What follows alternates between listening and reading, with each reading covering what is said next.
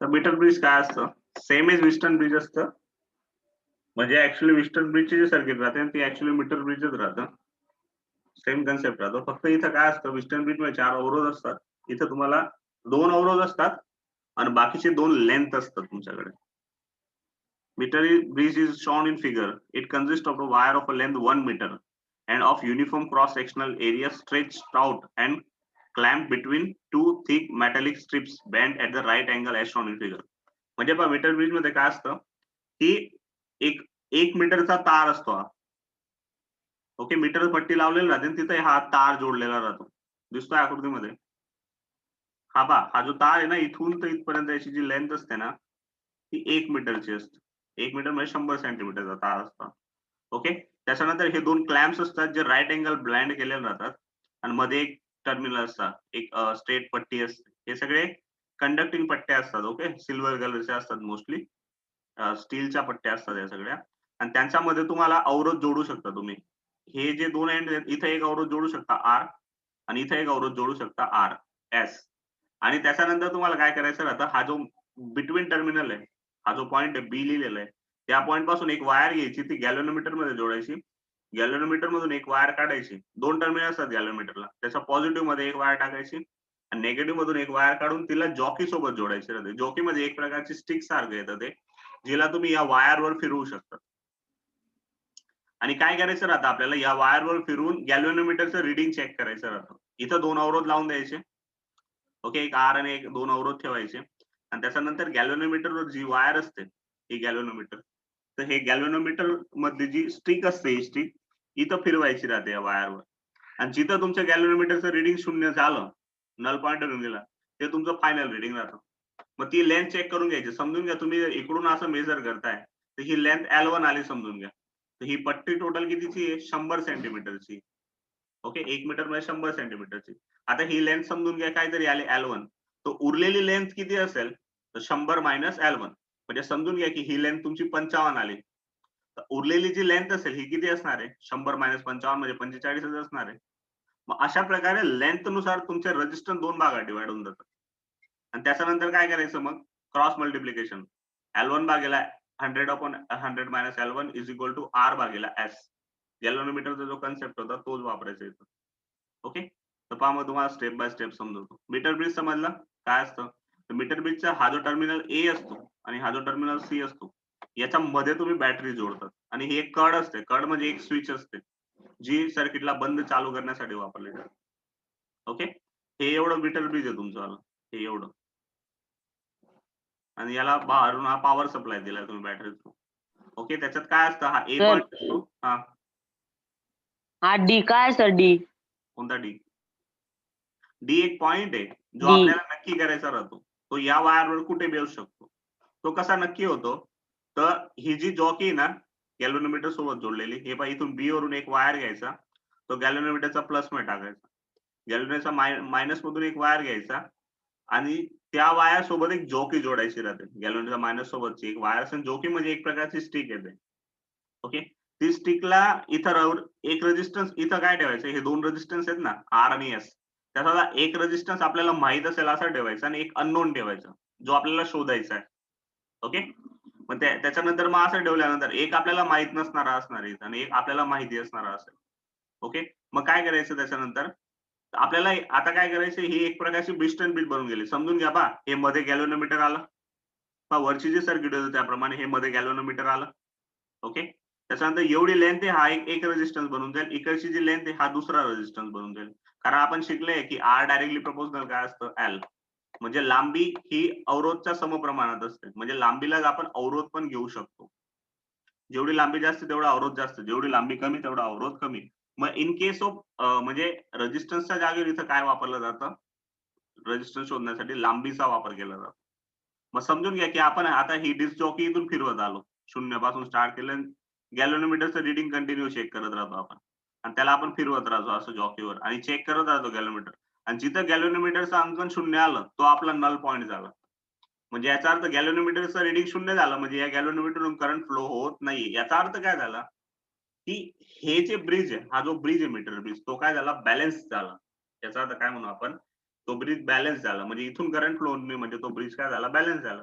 Balance झाला म्हणजे मग काय झालं तर आपण आता बॅलन्स ब्रिज असेल तर आपण समोरासमोरील रिडिंग्सचा यूज करून आपण अवरोध शोधू शकतो. ओके ते पुढे दिलं असेल तुम्हाला. तर मग मीटर ब्रिजची आकृती दिली सर. तुम्हाला. हा रिपीट करा ना सर, कसं समजलं नाही सर. काय नाही समजलं. धीरे धीरे लक्ष द्या. ओके ते हा बॅलन्स कसं काय झालं ते समजलं नाही सर. अरे हे गॅल्व्हनोमीटर राहतं ना त्याच्यात एक काटा असतो. तू गॅल्व्हनोमीटर पाहिलंय कधी? 11वीला तू फिजिक्स लॅब मध्ये कधीच नाही आला होता का तुमचा? गॅल्व्हनोमीटर म्हणजे एक प्रकारचं मीटर आलाय सर. एक काटा येतो जो दोघं बाजूला जाऊ शकतो इकडे बिन तिकडे. त्याचा सेंटर मध्ये 0 असतो आणि त्याच्या इकडच्या बाजूला बी रिडिंग असतं आणि तिकडच्या बाजूला बी रिडिंग असतं. जेव्हा तू गॅल्व्हनोमीटरला या सर्किट सोबत इथं जोडून देशील आणि ती जोकी जशी इथं ठेवशील ना शून्यावर तसं तुझं गॅल्व्हनोमीटर एक तर लेफ्ट साईडला रिडिंग दाखवेल किंवा राईट साईडला रिडिंग दाखवेल.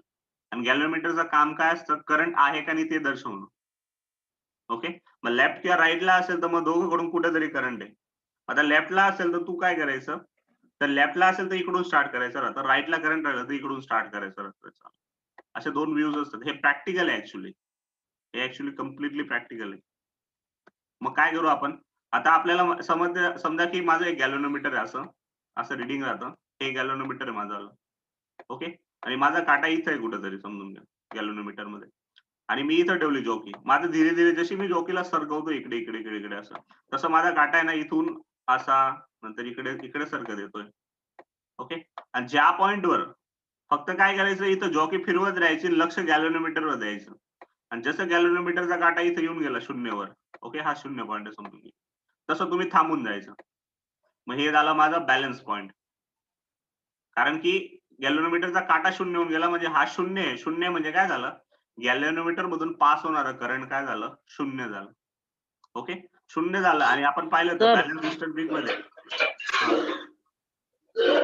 ज्या साईडला काटा त्या साईडूनच करंट घ्यायचं ना. हा मोस्टली आणि जर तसं नाही होत असेल तर मग ऑपोजिटने स्टार्ट करायचं. ते प्रॅक्टिकल व्ह्यू येतो पुरा. तो काटा कुठे जाईल ते मी बी नाही सांगू शकत तू बी नाही सांगू शकत. ते प्रॅक्टिकली साबित करायचं राहतं. कुठेही राहू शकतो. ओके मी फक्त एक समजवण्यासाठी सांगतोय. क्लिअर? ते फायनली प्रॅक्टिकली समजतं कुठं जातंय नाही जातंय. मग आपण काय करायचं गॅल्व्हनोमीटरचा जो जॉकी त्याला फिरवत राहायचं आणि गॅल्व्हनोमीटरचं रिडिंग चेक करायचं. समजून घ्या की ह्या कोणत्या तरी पॉइंटवर माझं गॅल्व्हनोमीटरचं रिडिंग काय होऊन गेलं 0 म्हणजे विस्टर्न ब्रिज काय झाला बॅलन्स. बॅलन्स झाला म्हणजे मग इकडची लेंथ पाहून घ्यायची. तिथे एक पट्टी असते मीटर स्केलची एवढी पट्टी असते तिथं. तुमची ती लाकूडची फुल पट्टी नाही यायची लहानपणी होते तुम्ही. तशी लाकूडची पुरी 1 मीटरची पट्टी असते इथं.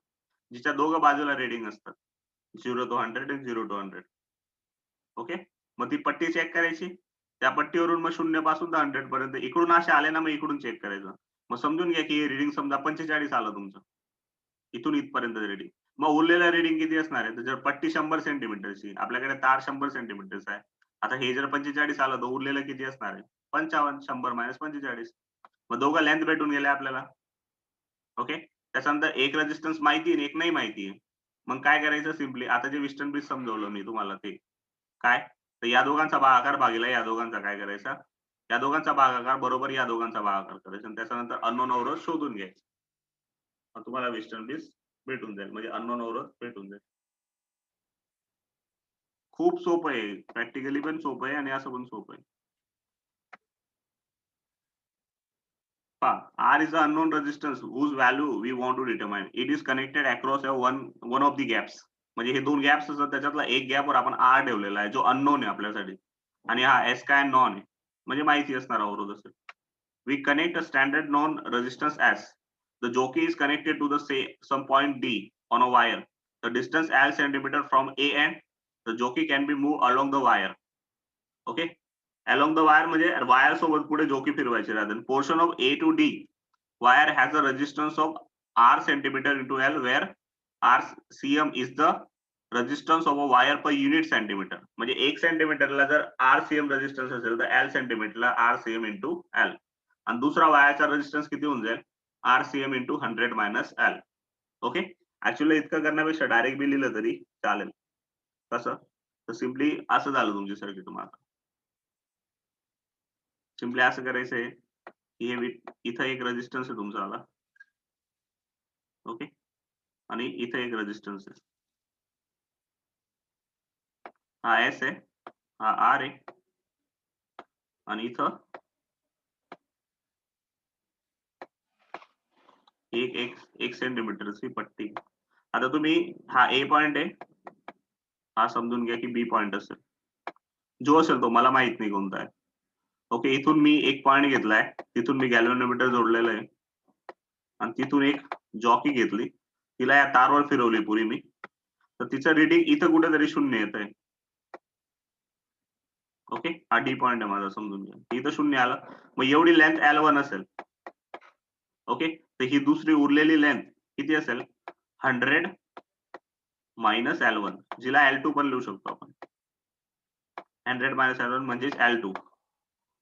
ओके, मग आता काय करू? वेस्टर्न ब्रिज प्रमाणे या दोघांचा भागाकार बरोबर या दोघांचा भागाकार, म्हणजे की R भागीला S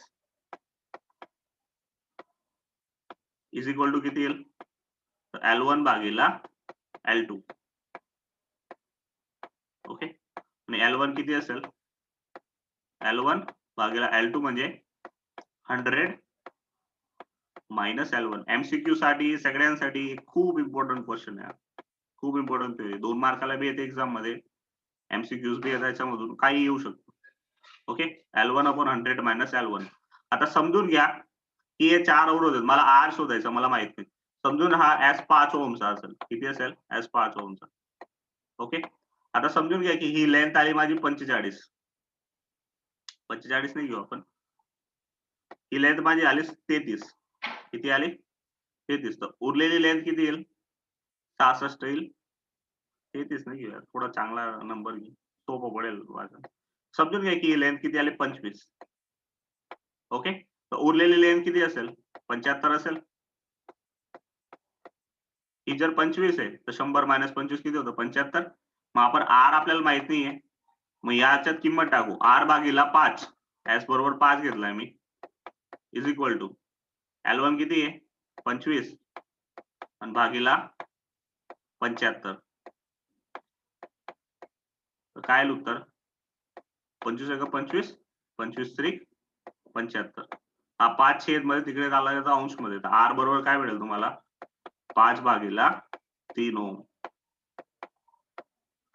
शोधला आपण अननोन अवरोध. आपल्याला फक्त एक अवरोध जो आहे तो माहिती होता, आणि आपल्याकडे मीटर ब्रिज आहे. तर मीटर ब्रिज व गॅल्व्हनोमीटरची जी जॉकी तिला फिरवली, 0 रिडिंग चेक केलं, याचं रिडिंग 0 यायला पाहिजे, तिथं तुमचा पॉईंट थांबून जायला पाहिजे जॉकी, आणि थांबल्यानंतर मग दोघं बाजूच्या लेंथ मापून घ्यायच्या, आणि त्याच्यानंतर हे असं इक्वेशन बनवायचं आणि त्याच्यात किंमत टाकायची, उत्तर भेटून जाईल. याचे एक्झाम्पल्स बी येतात, याची थेअरी बी येते एक्झाम मध्ये, पाहून घ्या.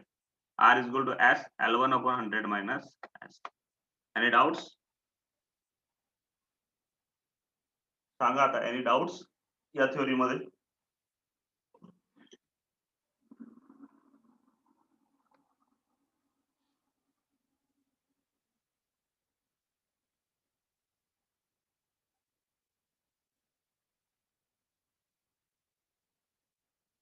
बोला पटपट. ठीक आहे, तर मग उद्या फक्त एक शेवटची थेअरी आहे. कोणती ती?